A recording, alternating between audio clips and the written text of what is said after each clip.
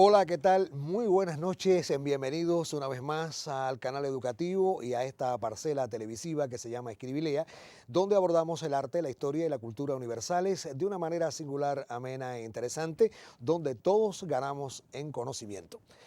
Hace 51 años que estamos en las pantallas de la televisión cubana y continuaremos llevando a nuestros telespectadores esta manera entretenida de conocer la historia y la cultura tanto de nuestro país como del resto del mundo. Para que así continúe, contamos con un prestigioso panel de profesores universitarios integrado por el doctor Raúl Lombana, el doctor Félix Julio Alfonso López y el máster en Ciencias Históricas Dagoberto Rodríguez Abrantes. Profesores, qué placer.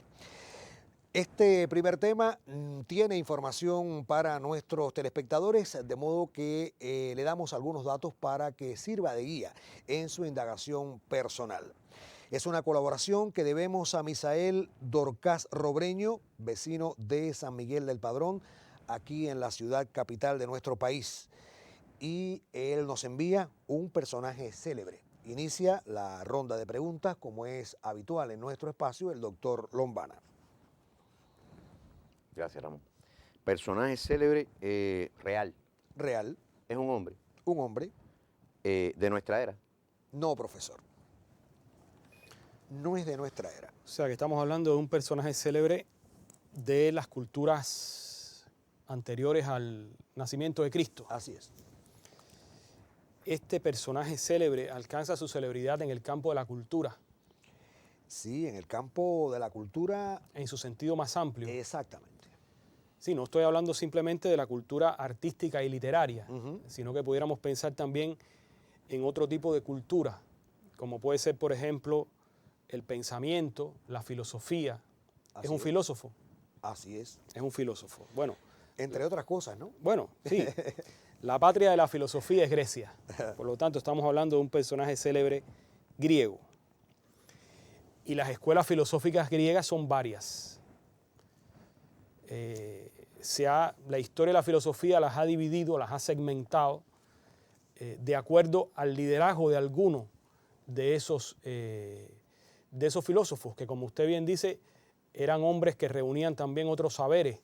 Algunos eran matemáticos, otros eran geógrafos, otros incluso eran físicos. Bien, es un hombre que reúne estos múltiples talentos. Así es. Estos múltiples talentos.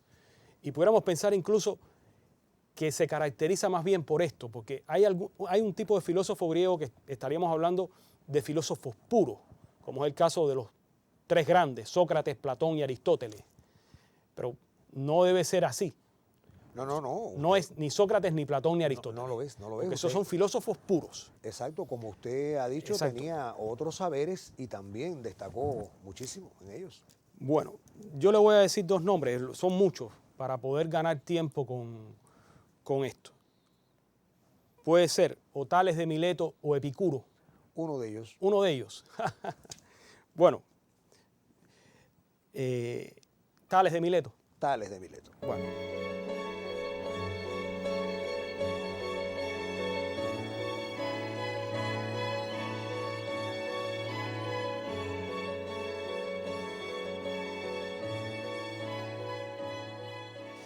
Tales es quizás el primer gran nombre que conocemos cuando estudiamos la filosofía griega.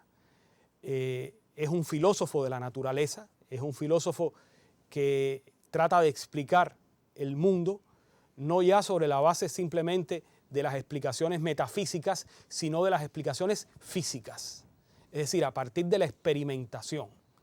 Y Tales, que además viene de una zona de Grecia que creo que son las colonias del Asia Menor, Mileto, que es una zona donde el desarrollo científico ha tenido ahí un cierto avance y ha propiciado que estos hombres pues, puedan entonces proponer básicamente una interpretación del mundo a partir de especulaciones, repito, que no están centradas en la metafísica, sino en la física, en la parte física del universo.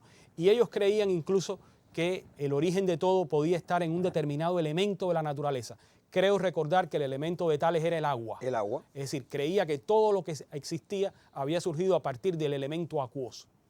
Vamos entonces a felicitar a nuestro panel, especialmente al profesor Félix Julio, por haber determinado este primer tema de la noche. Y nosotros vamos de inmediato a conocer una novedad literaria en el comentario que prepara para nuestro espacio cada semana el licenciado Fernando Rodríguez Sosa. Espero contar con su presencia ante la pantalla. Gracias. Buenas noches. Para Fina García Marrús, poeta es ese extraño cazador que solo da en el blanco cuando el pájaro salta libre. He recordado estas palabras de la autora de Visitaciones, luego de concluir la lectura del libro que hoy les comento. Me refiero al poemario titulado Yo es otro de Fran Alejandro Cuesta, que aparece en la colección Abrirse las constelaciones de Ediciones La Luz, sello editorial de la Asociación Hermanos Saiz en Holguín. Es este el primer libro publicado por su autor, Fran Alejandro Cuesta, en que incluye una treintena de poemas que a través de un personal discurso lírico reflexiona, cuestiona, indaga, comenta sobre la propia condición humana. Miembro de la Asociación Hermanos Saiz, Fran Alejandro Cuesta es diseñador gráfico y por años presentó la imagen visual de Ediciones La Luz. Con la lectura de Yo es otro, es posible comprobar cómo se incorpora un joven poeta al panorama de la lírica cubana de entre siglos. Un libro que permite confirmar luego de su lectura, como aseguraba Fina García Marrús, que poeta es ese extraño cazador que solo da en el blanco cuando el pájaro salta libre. Les recomiendo la lectura del primer poemario de Fran Alejandro Cuesta, Yo es otro, que ha publicado Ediciones La Luz de Holguín. Gracias por acompañarme y nos vemos en un próximo encuentro. Estamos nuevamente para iniciar el tema intermedio, como me gusta indicarlo aquí en Escribilea. No tienen información previa. Deberán ustedes estar muy al tanto de las preguntas y las respuestas que daremos en nuestro programa para que pueda ir, digamos, haciéndose una idea de esta obra de arte que van a determinar nuestros profesores.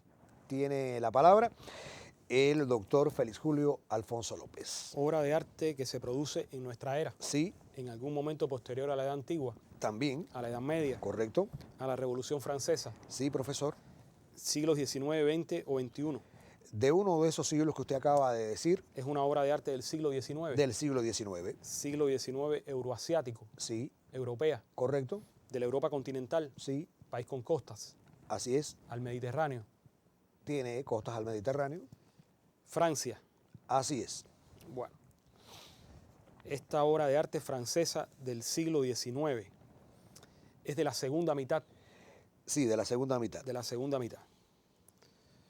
Bueno, en la segunda mitad del siglo XIX en Francia hay varias corrientes pictóricas, pero hay dos que yo considero que son las más importantes porque van a constituir ellas mismas nuevos lenguajes pictóricos, que son el movimiento impresionista y el movimiento postimpresionista. ¿Está ubicada dentro de alguna de estas corrientes? No, profesor. No.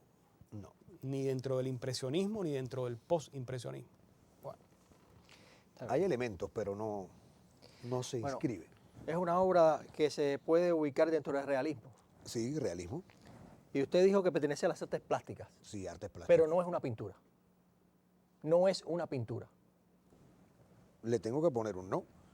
Es una pintura. Es una pintura. ¿Esta obra contiene paisaje?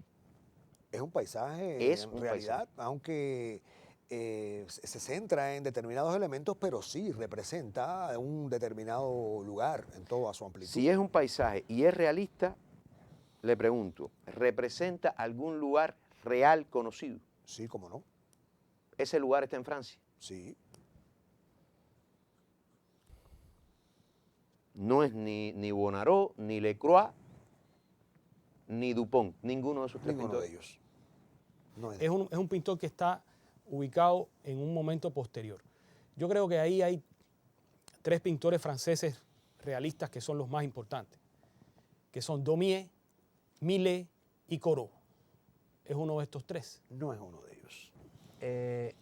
Esta pintura es un paisaje o del Sena o de los Campos Elíseos.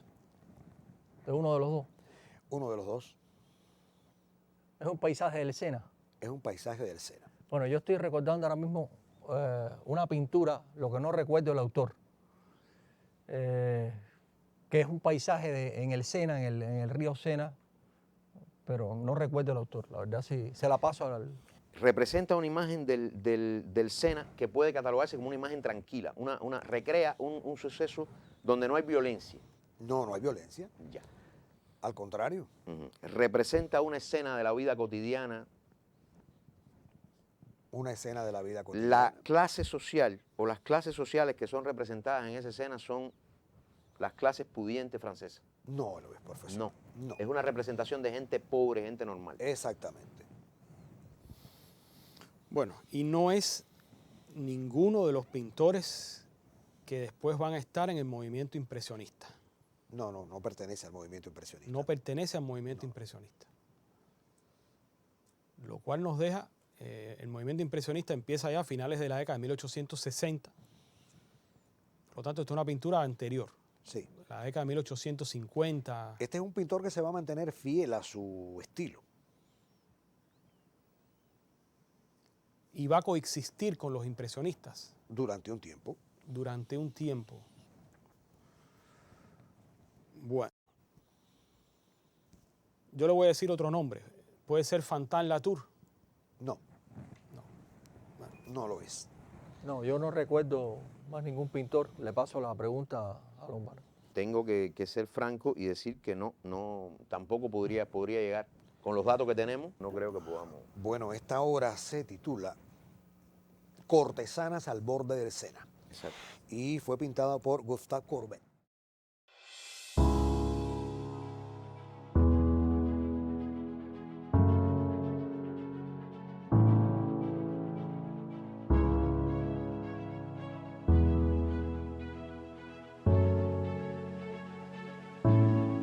Es un pintor que comienza coqueteando con el romanticismo, como usted decía, profesor Ferijulio, pero que después se decanta por este estilo realista que también en ese momento está provocando a la literatura, como todos sabemos, y es un pintor que justamente tiene, digamos, una importancia dentro de este estilo de la pintura realista francesa y como tal se estudia en la historia del arte. Tiene una obra, y lo confieso, esta obra que estamos o que tratamos de determinar aquí en Escribilea, que se llama Cortesanas al borde del Sena, fue provocativa en el sentido que representa a dos mujeres que descansan en las orillas del Sena. Una de ellas, de clases populares, se ha quitado el corset y se le ve un seno. Y en su momento, pues fue muy criticado el pintor porque estaba, digamos, representando a las prostitutas de París tan famosas, ¿no? Que no era el caso, eran mujeres campesinas normales que se quitó su corsé y está aprovechando el momento de descanso para sentirse mucho más cómoda. Ahora, él tiene una obra que se llama El origen del mundo. Esa obra se encuentra en el Museo de los Impresionistas, Así es. en el Museo de Orsay, en París. He tenido la suerte de verla delante de mí. Es una obra muy provocativa porque representa un escorzo de una mujer acostada, mostrando su sexo con su monte de Venus muy poblado y acostada en una pose provocativa. Exacto. Y que fue efectivamente una pintura que provocó un gran escándalo en París cuando se expuso, ¿no? Hoy está ubicada en el Museo de Orsay. Bueno, entonces felicitamos a nuestro remitente, a nuestra remitente, es una señora, Estrella Ramos Torres, residente en Cumanayagua, en la provincia de Villa Clara, o Cienfuegos, pertenece Cumanayagua a Cienfuegos. El tema que ella envió pues ha sido explicado aquí en nuestro programa y espero que esto al menos le haya complacido. Recibirá a vuelta de correos nuestros obsequios como cortesía de nuestro programa. Vamos entonces, profesores, les invito a nuestro momento musical y regresaremos para el tercer y último tema de la noche. Recuerde que usted está en sintonía con el canal educativo, donde siempre se aprende, y su espacio Escriba y Lea.